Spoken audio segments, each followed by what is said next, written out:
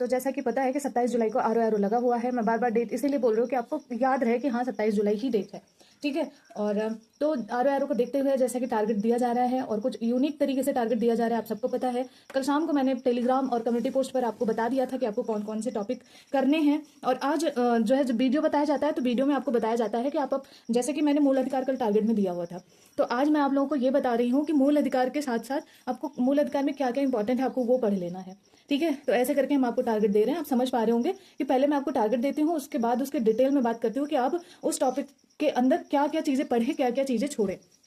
तो जैसा कि मूल अधिकार में आपको बता दे रहे हैं, ये बड़ा टॉपिक है इसलिए मूल अधिकार ही दिया था, और इसमें आपको हम बता दे रहे हैं कि मूल अधिकार के बारे में जानते हुए आप ये जानना कि संवैधानिक प्रावधान क्या है, ठीक है। मतलब मूल अधिकार कहाँ से, अमेरिका से लिया गया, भाग 3 में है, 12 से 35 आर्टिकल है, ठीक है। और इसके बाद जो है मूल अधिकार जो है मूल संविधान में कितने अधिकार थे, संविधान संशोधन हुए कौन से, वर्तमान में अधिकार कितने हैं, ये पढ़ लेना है क्योंकि ये इंपॉर्टेंट है, आता है। उसके साथ साथ वर्तमान में अधिकार जैसे आपको पता है 6 मूल अधिकार है, एक खत्म हो गए थे, पहले 7 थे फिर 6 बचे, ठीक है। तो उसके बारे में आपको पढ़ लेना है। उसके साथ साथ आपको मैं बताऊं मूल अधिकार की विशेषता में पढ़ लेना कि ये मतलब इसकी विशेषता क्या है। उसके बाद अब मैं आर्टिकल्स पे बात करने वाली हूँ कि आर्टिकल्स कौन कौन से इंपॉर्टेंट है। आर्टिकल यहाँ से नहीं, मैं बता दे रही हूँ, एक मिनट।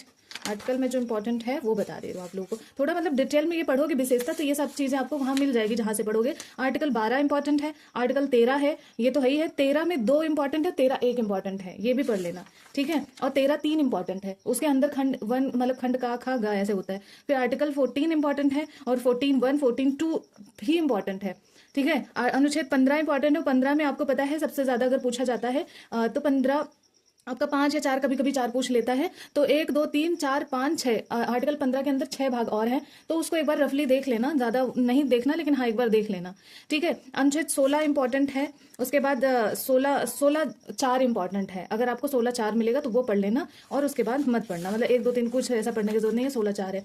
और उसी में इंदिरा शानी केस के बारे में अगर आपको पता चलेगा तो पढ़ लेना। 17 भी है, 18 भी है, ये सब तो कॉमन है, इंपॉर्टेंट है। 19 भी है, ठीक है। और 20 21 है, ठीक है, ये आप पढ़ लेना। और उसके बाद जो है 21 का इंपॉर्टेंट है और 22 इंपॉर्टेंट है। 22 में 1 2 3 यानी कि का खा गा इतना इंपॉर्टेंट नहीं है, ठीक है। 23 इंपॉर्टेंट है। उसके बाद 24 भी है और 23 24 सेम सिमिलर है और 25 इंपॉर्टेंट है, ठीक है। 26 27 ये सब इंपॉर्टेंट है इसमें। 27 फिर 28 और 28 के बाद 32 आपका इंपॉर्टेंट है, ठीक है। 32 में आपके जो है संवैधानिक उपचारों का अधिकार दिया हुआ है, ठीक है। तो ये 32 इंपॉर्टेंट है। इतना मैंने आपको बता दिया रफली कि क्या क्या इंपॉर्टेंट है। अब कल वीडियो नहीं आएगा तो आज ही बता दे रहे हो, क्योंकि हिस्ट्री का मैंने कल ही बता दिया था आपको क्या क्या पढ़ना है। आज मैं आपको नीति निर्देशक तत्व में बता दे रही हूँ कि क्या पढ़ना है, क्योंकि ये कल आज शाम को आपको टारगेट मिलेगा, कल आपको करना है। तो नीति निर्देशक तत्व के बारे में जानना है, इनके उद्देश्य क्या है। स्रोत आयरलैंड से लिया गया है, भाग 4 है, अनुच्छेद 36 से 51 तक है, ठीक है। ये सब याद करते हुए आपको जो है नीति निर्देशक तत्व के आर्टिकल हम बता दे रहे हैं। आर्टिकल आपको जो पढ़ना है 36 पढ़ लेना।